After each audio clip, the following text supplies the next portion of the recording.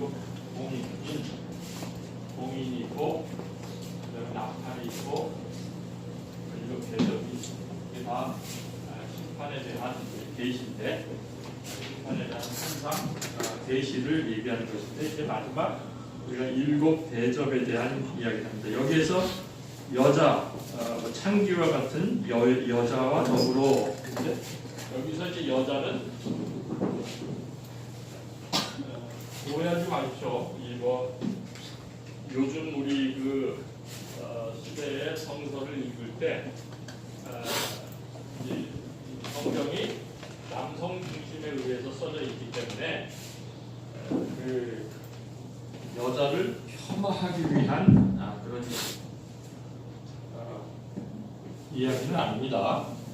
그래서 이제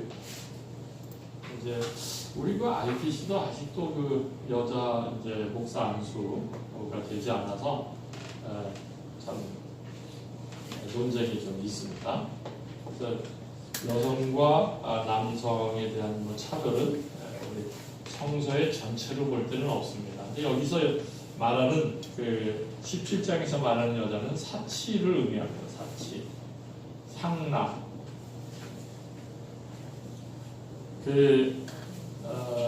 이제 4차원의 4차 산업의 시대, 로봇, 인지공학 이렇게 이제 되면 사실은 이제 4차 산업은 어떻게 됩니까? 여러분들이 이 4차 산업 시대가 됐을 때 로봇과 인지공학 이러한 인간을 능력을 이렇게 초과할 수 있는, 인간을 대체할 수 있는 기계가 이제 발달이 되는데, 그것을 보는 크리스찬들의 이 세계관, 앞으로 이제 이런 시대는 이제 도래하고 지금도 이제 막 물밀듯이 밀려오고 있습니다. 그래서 예전에 3, 40년 전만에 생각해도 있을 수 없는, 손에 다 컴퓨터를 들고 다니지 않습니까? 그리고 이 전화 용도가 아니에요. 이제는 이 스마트폰은 전화기를 들고 다니자라는 개념이 아니고요. 이제는 이 모든 정보를 이제 이 스마트폰 안에 들어 있습니다. 그래서 은행도 여기서 하고요. 모든 거래도 이제 여기서 하게 되고, 이걸 잘 사용하는 사람들은 요즘 젊은이들은 저만 해도 제가 제 주변에 있는 사람들한테 제가 이 스마트폰을 꺼내가지고 송금을 하니까 이게 60이 넘었다고. 목사님은 이 스마트폰으로 송금을 합니까? 대단하네요. 근데 요즘 우리 젊은이들은 그걸로 모든 걸 하지 않습니까?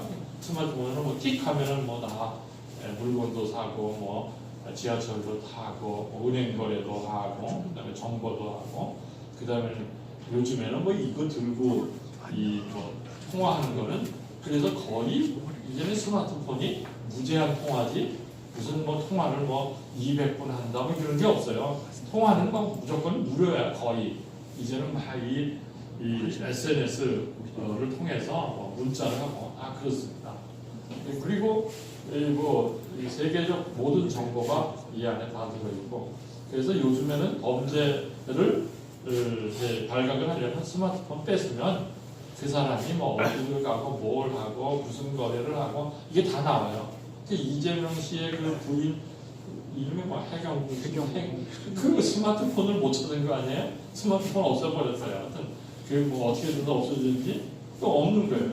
그것 때문에 논란도 되고 그러는데, 그렇게 이제는 우리의 삶의 이런 이 편리함 이런 것들이 워낙 달라져 버렸어요.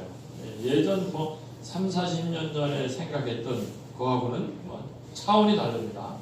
제가 결혼할 당시만 해도 감히 상상할 수 없었던 이런 일들이 우리 앞에 확 벌어졌습니다. 이런 걸 보면서 우리 크리스찬의 세계관은 어떻게 될까? 사실 과학자들도요, 그러니까 인간의 존엄성을 대해서 관심 있는 과학자들은 이렇게 4차 산업이 돼서 뭐 로봇이 생기고 뭐 그 AI 그 인지공학이 뭐 이런 게 생겨도 사실은 이런 것들이 인간에게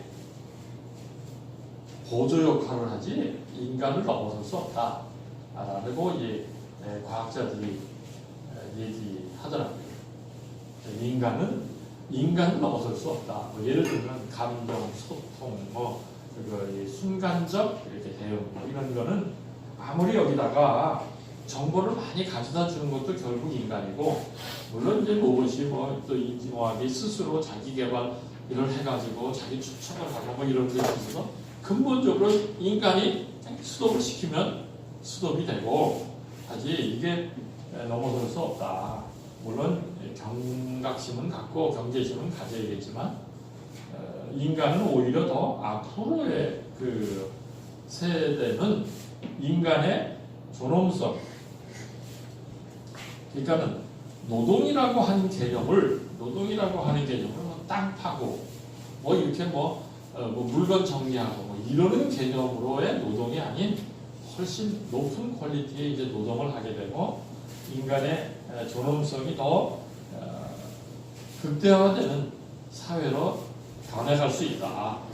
그러니까 우리가 정보를 축적한다거나 계산을 한다거나 지난 기억들에 대한 이게 축적들 이런 거는 다 기계가 해주지만은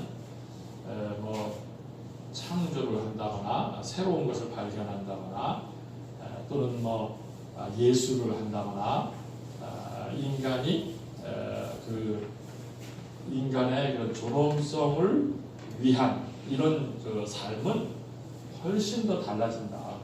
이러한 방향성을 갖고 4차 산업을 맞이해야 되는데 그냥 이제는 인간이 일자리도 다 기계한테 뺏긴다.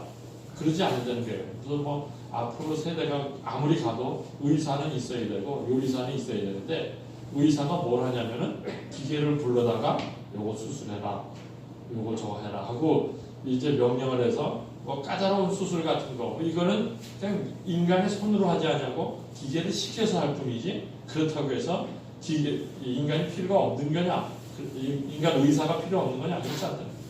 재판관도 마찬가지.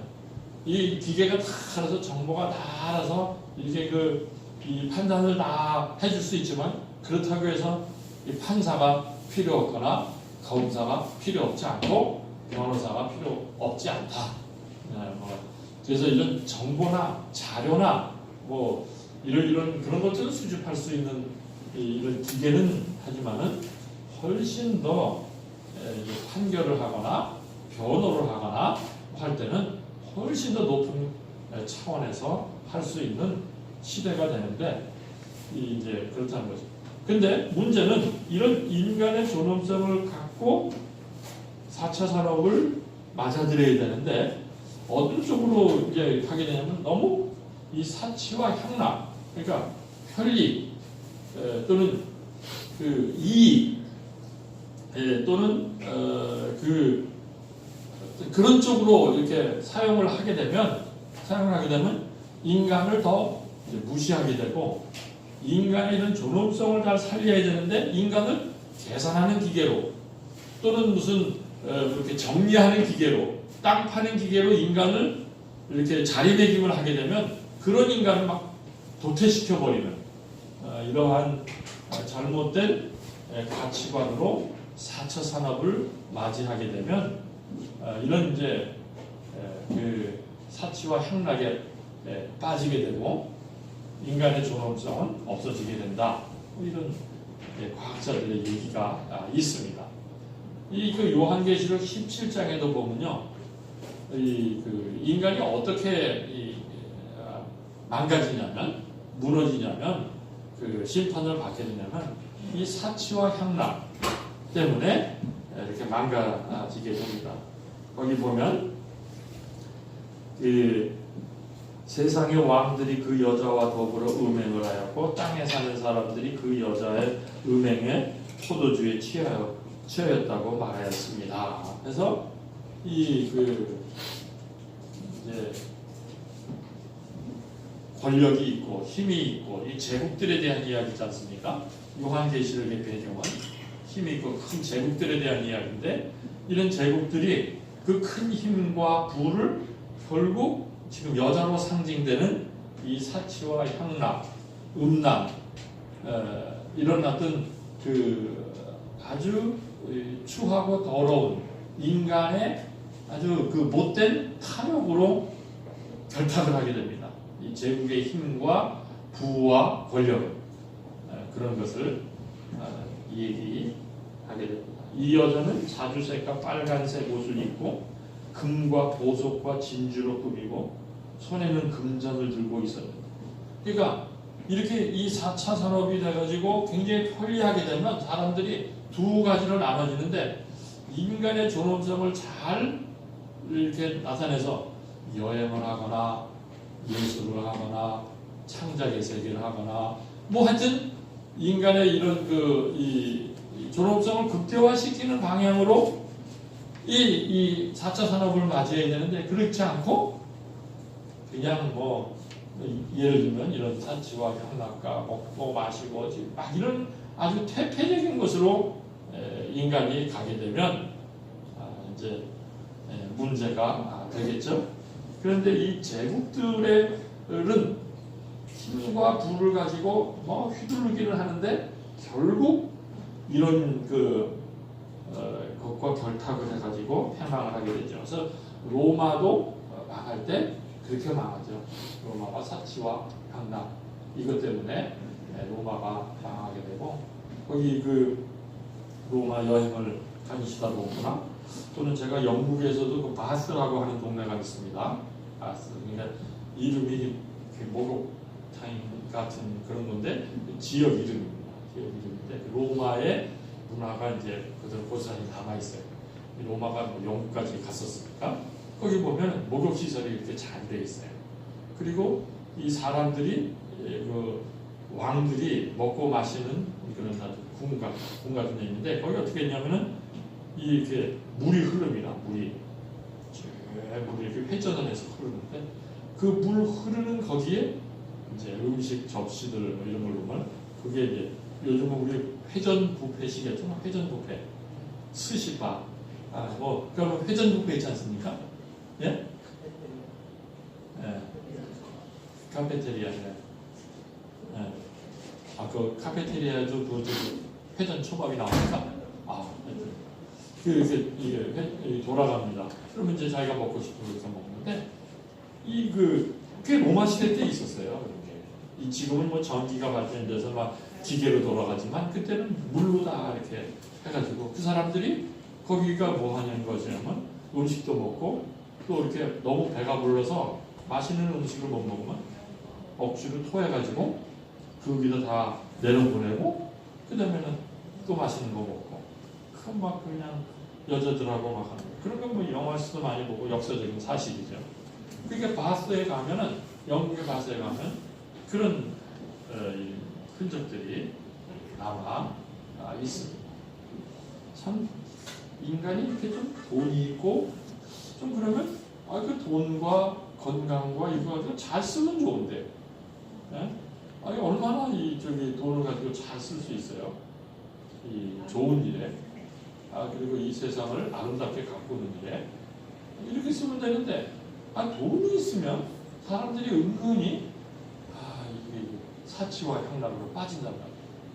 그래서 보면 제 친구도 어젠가 하는데 저가 어렵게 자랐어요. 어렵게 자라서 이 교회에서 있으면서 막 꿈도 많았고 뭐 하여튼 우리가 뭐 하나님의 나라의 일꾼이다, 순교신앙을 갖고 있다, 뭐 역사적 사명자다, 뭐 이런 아주 기백을 갖고 신앙생활했는데 이 친구가 돈을 벌더니 뭐하냐면 부부끼리 맨날 뭐 골프 치러 다니고 놀러 다니고 그러면 놀러 다니는 것도 좋은데 어느 정도지? 맨날 그 생각만 하면 어디 놀러 갈까? 어디 가서 뭐 할까? 뭐 맨날 그런 생각만 하는 거예요. 그게 얼마나 불쌍해요. 그 인간이 그렇게 돈을 그러라고 주는 게 아니죠. 아무런 우리가 운동도 하고 여행도 가고 좋은 데 가서 기도해야 되지만 왜 그렇게 다니고 이게 인간이에요. 이게 생각이 그러면 되겠어요.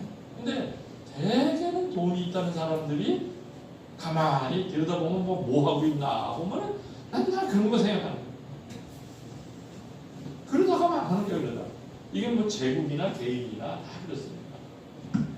그래서 그 친구가 나보고 전화를 했는데 요즘에 어떻게 지내?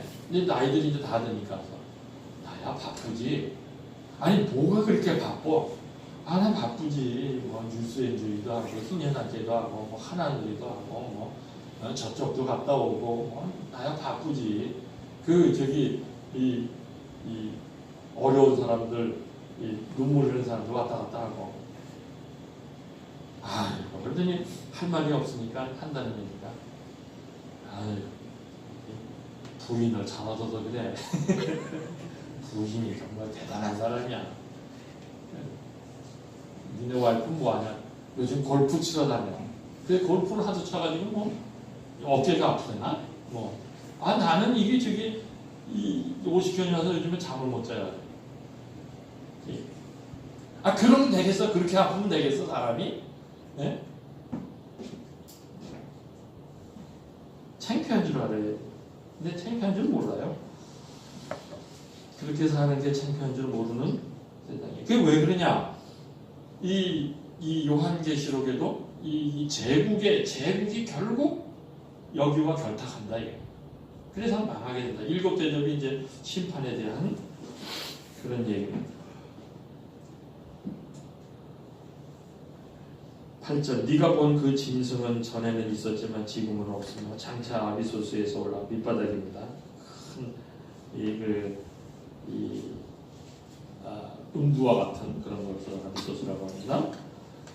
나중에 멸망하여 버릴 자라 그리고 땅 위에 사는 사람마다 창세로부터 생명책에 이름이 적혀있지 않은 사람들은 그 짐승을 보고 놀랄 것이다. 그것은 그 짐승이 전에는 있었다가 지금은 없으나 장차 나타날 것이기 때문이다. 이런 건 다 이제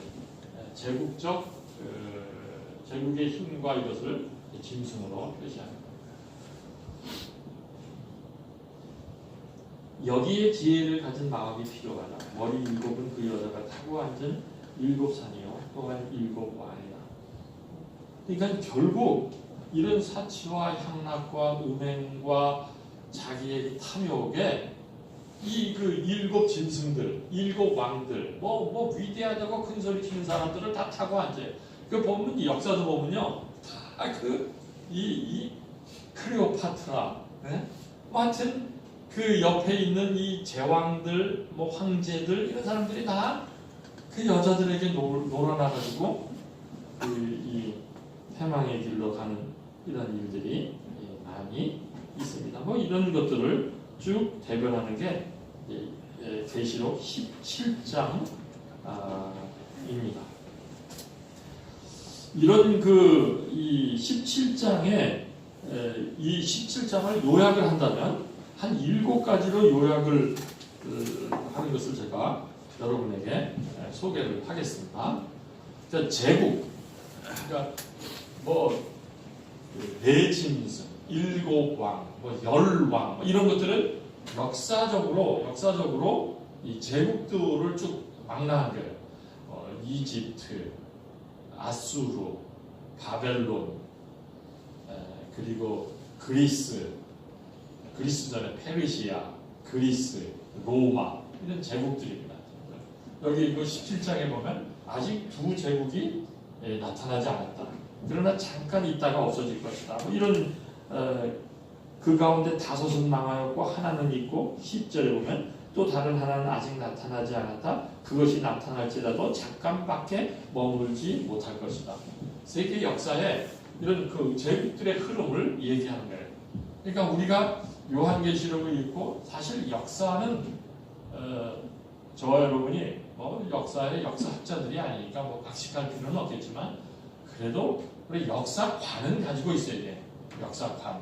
뭐냐면 어마어마한 제국들, 이집트 이런 이 가나안 그러니까 중동 그 지방에 있었던 블레셋 제국은 아니지만 굉장히 강대국이었죠. 아수르, 그다음에 바벨론, 그리고 페르시아, 그리스, 로마, 그 다음에는 뭡니까? 제국들이 대영제국, 뭐 인도, 몽골, 뭐 이런 나라들이 뭐 세계를 제패하면서 휘둘렀어요. 보면 보면요, 이 영국은 해가 지지 않은 나라였잖아요. 그만큼 땅이 어마어마했어요. 그 독일이 세계를 제패하려고 1차 대전을 일으켰어요. 일본이 세계를 제패하려고 일으켰어요. 뭐 이런 그 세계를 제패하려고 하는 이 제국들의 이 꿈틀거림, 이 제국은 뭐 역사 속에서 수없이 많이 일어나고 지고 했습니다. 우리가 이런 걸 보더라도 역사관으로만 들여다보더라도 제국은 영원하지 않아요. 결코 영원할 수가 없습니다.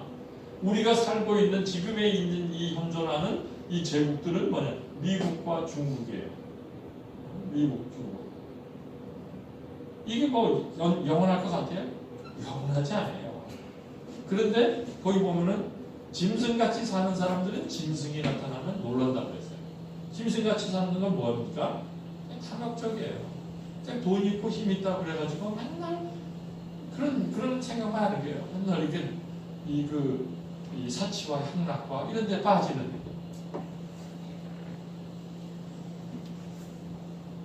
그런 겁니다. 그래서 제국은 힘과 권력으로 유혹한다.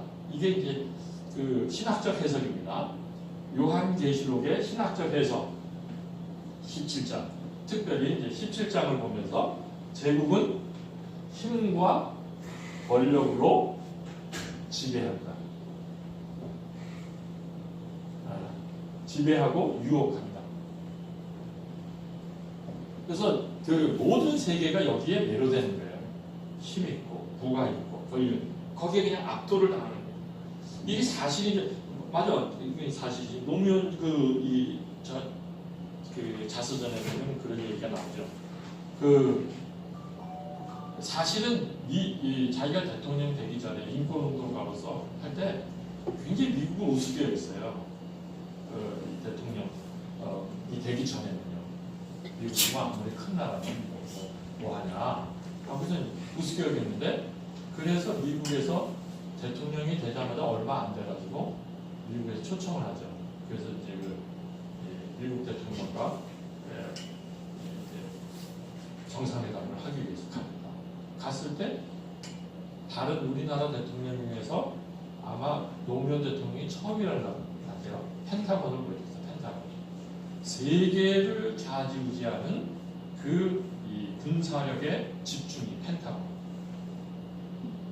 그 펜타곤을 보고 노무현 씨가 딱 꺾였다는 거 아니에요. 세계는 미국의 손아귀에 있다. 이 정보력, 군사력, 이 어마어마한 힘, 이게 자기가 그냥 안 보고 미국을 안 가고 펜타곤을 안 들여다보기 전까지는 그냥 우리가 뭐 미국에 이렇게 뭐 무릎을 꿇을 것이냐, 뭐 미국에 무슨 뭐 머리를 좋아할 것이냐, 뭐 우리가 자존심이 있지, 우리는 이런 이야기를 수없이 했는데 실제로 보니까 너무 저도 맨날 미국 뭐라 그러잖아요. 아무리 미국이 이렇게 큰 나라지만은 우리는 미국에 굴복하면 무릎을 꿇으면 안 되고 우상 앞에서 이래도 아마 저를 데리고 펜타곤에 가서 이 트럼프가 미국 우습게 보지만 하고 보여줬으면 어떨까라는 생각이 있어요. 그러면 안 되지. 내가 목사의 양심으로 아무리 군사력이 막강하고 뭐 세계를 뭐 주무르고 핵이 뭐 10,000개도 넘고 뭐 어마어마하죠. 핵이 미쳤어. 핵이 뭐 몇 개 안 되는 북쪽의 나라한테는 그냥 으르렁거리고 지금도 막 제재를 하고 자기는 뭐 1개 갖고 있으면서도 자기네 나라는 정당한 거예요. 이게 아주 이상한 거예요. 근데 그것으로 이렇게 보여주면 인간은 거의 다 거기에 무릎을 꿇게 돼 있어요. 돈 앞에 여러분들이 힘을 씁니까? 돈이 많은 사람이 힘을 써요? 나라도 힘을 못 쓰는데, 삼성 앞에 나라도 힘을 못 쓰는데, 뭐 분식회계 맞아? 그래도 나라도 힘을 못 쓰는데 어디 돈 앞에 뭐 제대로 힘을 씁니까? 그 유혹에 이게 요한계시록 신학적 해석의 첫 번째. 두 번째, 제국은 광대한 영토로 굉장히 포용력 있고 장엄하게 우리한테 다가온답니다. 그런 이데올로기로 만들어 놓은 됩니다. 그러니까 대국은 포용력이 있고 굉장히 장엄하다 이런 식으로. 그렇죠. 제가 이 세습 반대 운동 하면서 수만 명씩 모이는 교인들의 생각, 그 목사들은 어떻게 생각합니까?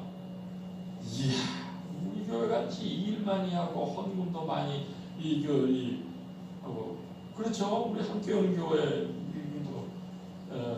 1억도 안 모여가지고 하는 거 하고요. 그런 교회들은요, 1억은 껌값입니다. 그냥 이 담임 목사님 결정 그냥 씁니다. 그러니까 어마어마한 이 장엄함 때문에 많은 사람들은 우리가 얼마나 많이 가난하고 어렵고 힘든 사람을 도와주는데 그걸 몰라서 세습한다고 그러냐 이런 식으로. 그래서 여기 이런 이데올로기에 갇혀서 헤어날 수 없다.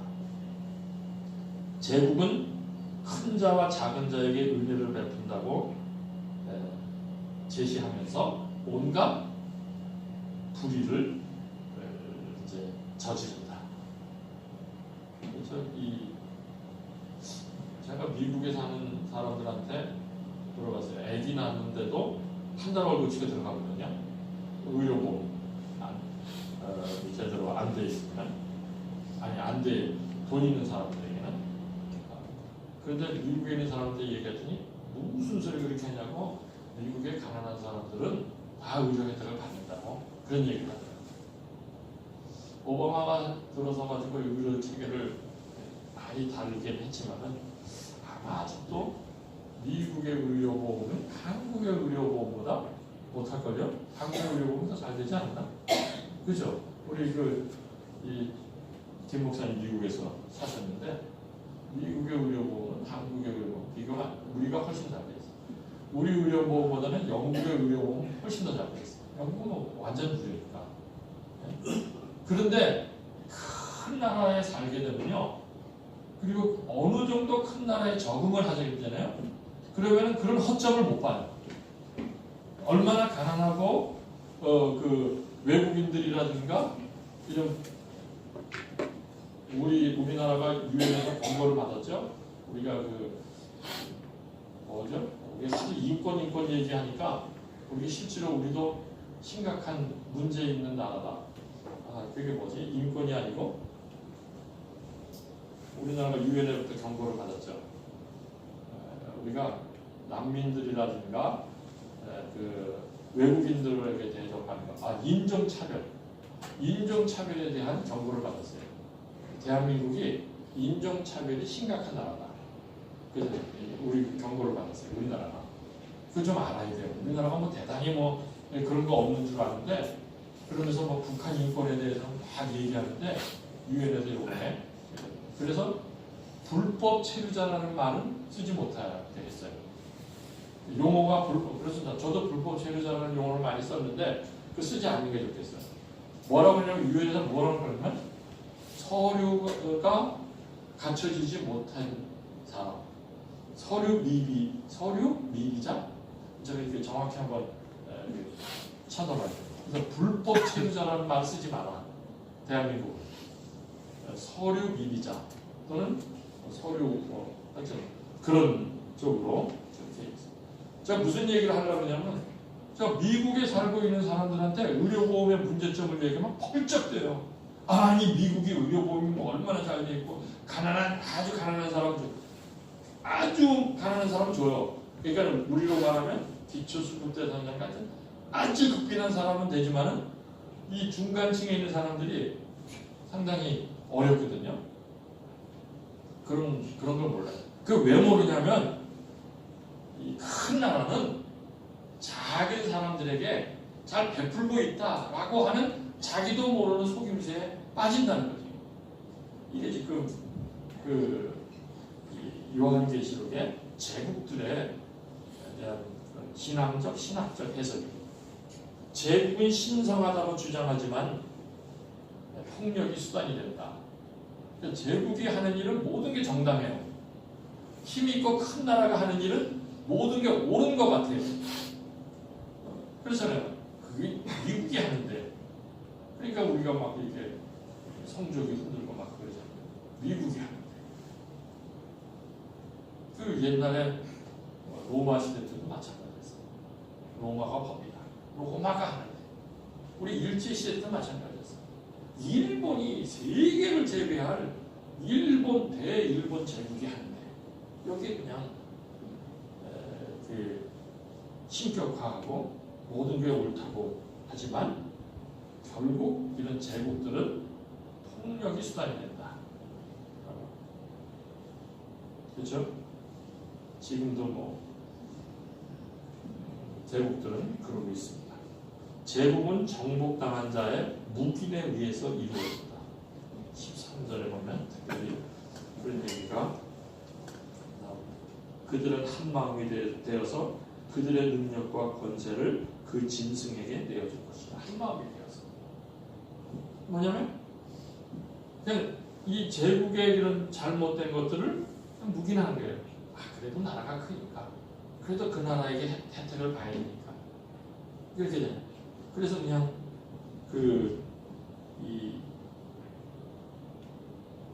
많은 사람들이 열광하고 그 능력과 권세를 그냥 그 짐승에게 내어주게 됩니다. 제국은 스스로 자초한 상처로 죽는다. 16절, 17절 읽어보면 그리고 네가 본 그 열불과 짐승은 그 창녀를 미워해서 비참하게 만들고 벌거벗은 꼴로 만들 것이다. 그들은 그 창녀의 살을 삼키고 그 여자를 불에 태울 것이다. 그것은 하나님께서 당신의 말씀을 이루실 때까지 당신의 뜻을 행하려는 마음을 그들에게 주셔서 결국 이렇게 이 제국이 이 사치를 상징하는 이런 것과 결탁을 해가지고 스스로 망하게 되고 나중에 이거를 죽이게 되는 그런 것입니다. 제국의 실제들은 역사 속에 있는 것은 진정한 하나님의 나라를 멸망하게 하고 반드시 온다는 것이다. 그러니까 이런 그럼 왜 이 제국들이 있느냐? 이걸 보면서 요한계시록을 읽으면서 우리가 뭘 희망해야 되느냐?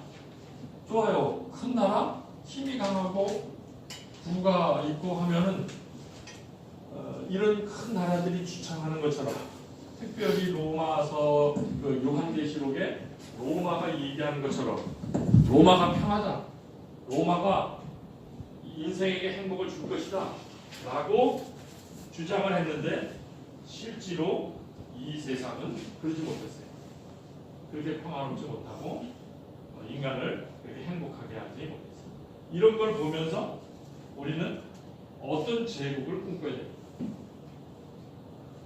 요한계시록은 특별히 이런 것들이 아무리 이렇게 힘들지만 순간 지나가요. 다 망해. 다 강합니다. 다 강한 나라들이에요. 앞으로 이제 우리 후대에 보면 이제 어떤 그 역사학자들이 또는 신학자들이 또는 설교가들이 야 미국도 망했다. 뭐 그럴 거예요. 우리는 뭐 망할 것 같지 않지만 분명히 그럴 겁니다. 앞으로 시대가 이제 지나가면. 그럼 이러한 제국들을 보면서 우리는 어떻게 되느냐? 그렇다. 인간이 왕노릇하고 그리고 이 부와 힘과 부와 무력으로 통치하는 나라는 반드시 망한다. 그러므로 진정한 제국, 진정한 나라, 하나님의 나라, 요한계시록에서 얘기하는 누가 다스리는 나라?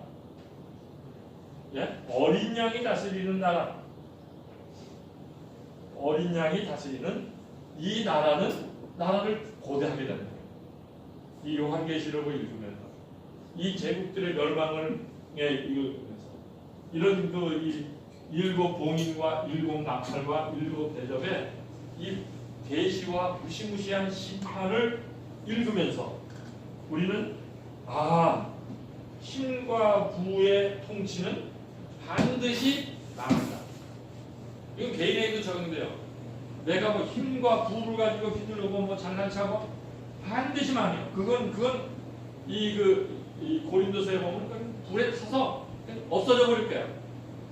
그걸 의지하고 그걸 어리석게 그거 가지고 희귀하는 건 그건 우스운 거예요. 그러나 하나님의 나라, 어린 양이 다스리는 이 나라는 이 제국들보다 힘과 부로 다스리는 나라보다 강합니다. 진정한 평안을 가져다 줍니다. 인간을 진정으로 행복하게 하는 거예요. 이 하나님의 나라를 열망하게 되고 이 하나님의 나라를 소망하게 되고 이 하나님의 나라를 위해서 살게 되는 것입니다. 이게 요한계시록의 심판의 그런 그 내용을 읽으면서 우리가 배워야 하는 것입니다. 이 제국은 스스로 몰락을 자초해요. 점점 망하는 길로 가는 거예요. 여기 보면 다 그렇습니다. 이집트 보세요. 이집트 이 노예된 이스라엘 백성을 풀어주지 않기 위해서 그 바로는 그 황제죠. 이집트의 황제. 그 마음이 계속 강팍해 있잖아요. 10가지 재앙을 계속 주는데 점점 더 마음이 강팍해요. 제국들의 속성이에요. 왜 그렇습니까? 왜 이렇게 마음이 강팍하고 곧습니까? 자기가 가진 게 있으니까, 자기가 힘이 있으니까 점점 더 그렇게 돼요. 이러다가 망한다. 그 개인도 마찬가지예요. 우리가 좀 있습니다. 그거 의지할 게 뭐. 그거 가지고 좋다고 희덕거리다가 스스로 몰락을 자초하지 말고 어린 양이신 하나님, 어린 양이 다스리는 하나님. 이게 기가 막힌 묵상입니다. 요한계시록의 어린 양. 왜 어린 양이 다스려야지만 인간이 행복할까? 그냥 힘과 부가 있고 좀 막강한 권력을 가지고 다스려야지만 인간이 행복합니다. 저도 목회 이제 마무리하면서 많은 사람을 제가 대하지 않았겠어요? 꼴이 좋은 사람, 부가 있는 사람, 권력이 있는 사람. 내가 외국에서도 목회하고 그래가지고요. 행복하진 않아요. 그거 가지고 또 행복하자마자 우리 인간이 진짜 그걸 차지하려고 하겠습니다. 행복하지 않습니다. 그래서 저와 여러분이 복음을 믿고 예수를 만나서 정말 진정한 생명과 평화를 누리는 그런 삶을 희망하면서 살아가고 있는 거죠. 그렇죠? 이건 돈 있다고 하고 가문 좋다고 하고 학벌 있다고 하고 이 사람들의 요지경 보면 그리고 일곱 나팔 여기까지 이 사실 일곱 대접은 이제 마지막 심판을 얘기하는데 일곱 나팔 회개를 위한 것입니다. 그래서 요한계시록 회개하라고 하는 내용.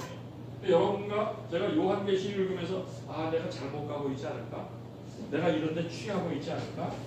내가 이런 식으로 이 제국 앞에 무릎을 꿇는 이런 신앙이지 않을까? 이런 걸 생각하면서 내가 나를 돌이켜보고 회개를 할 수 있는 이 계속 그런 기회를 준다는 것입니다. 여기에서 인침을 받은 성도들 14만 4천 명 흰옷을 입은 성도들 이 로마의 배경 앞에서 로마 시대 앞에서 순교를 당하고 죽임을 당하고 카타콤에 들어가서 살고 있는 성도들은 그들이 죽임을 당하였지만 하나님이 반드시 일으키실 것이다. 죽임을 당한 어린 양이 부활한 것과 같이 이렇게 이런 제국 앞에 굴복하지 아니하고 이 제국의 왕이 자신의 왕이 아니라 하나님이 자신의 왕이다. 어린 양 예수 그리스도가 자신의 인생의 보호자다. 나는 그런 예수 그리스도의 삶을 살아가는 내가 되겠다라고 하는 사람에게는 반드시 부활의 생명을 주신다. 어린 양의 최종 승리는 군사적 행동이 아니라 진리의 말씀입니다. 이 어린 양은 무엇으로 승리를 합니까? 제국들은 군사력으로 승리를 합니다. 힘으로 부로 승리를 합니다. 그래서 다른 나라들을 계속 정복해 갑니다. 그런데 하나님의 나라는 진리의 말씀으로 정복해 갑니다. 지금도 개인을 정복하고 민족을 정복하고 온 세상을 하나님 나라의 복음으로 진리의 말씀으로 정복해 갑니다. 여기에 정복 당해야지. 여기에 정복 안 당하면 어디에 정복을 당합니까? 여기에 정복 당하는 거예요. 이 제국에 정복을 당하게 할 것입니다. 최종 심판 7대죠. 얘기하고 이제 앞으로 나오는 최종 심판은 누구에게 임하느냐?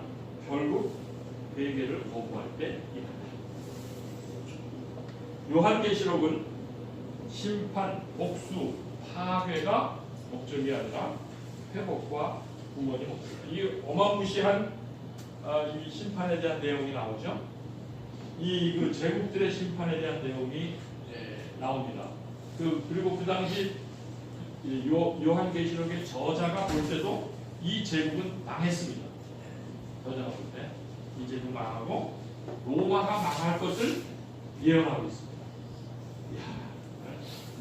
이 요한계시록의 저자는 정말 대단한 사람이에요. 이 1세기 때 로마가 망할 것을 예언하더니 이건 어마어마한 거 아니에요? 감히 미쳤지 사실. 지금 미국이 망하는 거 얘기하면 미친 사람이에요. 반미주의자로서 그렇게 되면 빨갱이. 그럼 공산주의자가 되는 거예요. 미국이 저러다가 망한다. 미국이 저렇게 하면 안 된다. 그렇게 횡포를 부르거나 이러면 안 된다. 라고 하면 그 사람은 어떤 사람이 되냐면 빨갱이가 되고 빨갱이 공산주의자. 또 이 목사들이 더해. 목사들이 더해. 근데 뭐 앞에 제국의 폭력으로 맞서는 것이 아니라 비폭력과 신실하고 하나님의 말씀으로 맞서는 것이 그리스도인의 사명이다. 싸우면 저 너 완전 형들이죠? 17장까지 메시지가 그래서 제국을 먼저 싸워서 힘을 키워서 이기겠다. 그걸 허망한 생각으로는 진리로 하나님의 말씀으로 가지고 예수님의 온유와 겸손의 삶으로 맞서게 되면 로마는 무너집니다. 예수님이 결국 로마를 무너뜨렸습니다. AD 114. 기독교가 국교가 로마 황제들이 기독교를 국교로 받아들이고 그 성도들의 피와 성도들의 믿음의 신실함 때문에 로마는 굴복하게 됐습니다. 이런 멋진 이 신앙의 기백을 갖고 여러분이 살아가야 이게 예수 믿는 사람이고 진정한 의미 있는 신앙인이지. 교회는 나와서 기도를 하는데 맨날 제국의 일들에게는 막 찬양하고 힘과 부를 추구하고 자기가 조금만 돈 있으면 뭐 그냥 저보다 좋다고 막 그냥 신났다고 그러면서 그냥 이 가난한 사람 무시하고 그러면 그거는 진정한 신앙입니다. 요한계시록은 그런 의미에서 우리에게 현대를 사는, 특별히 논의 왕국을 타는 이 시대를 사는 우리에게는 매우 중요한 책임입니다. 기도하겠습니다.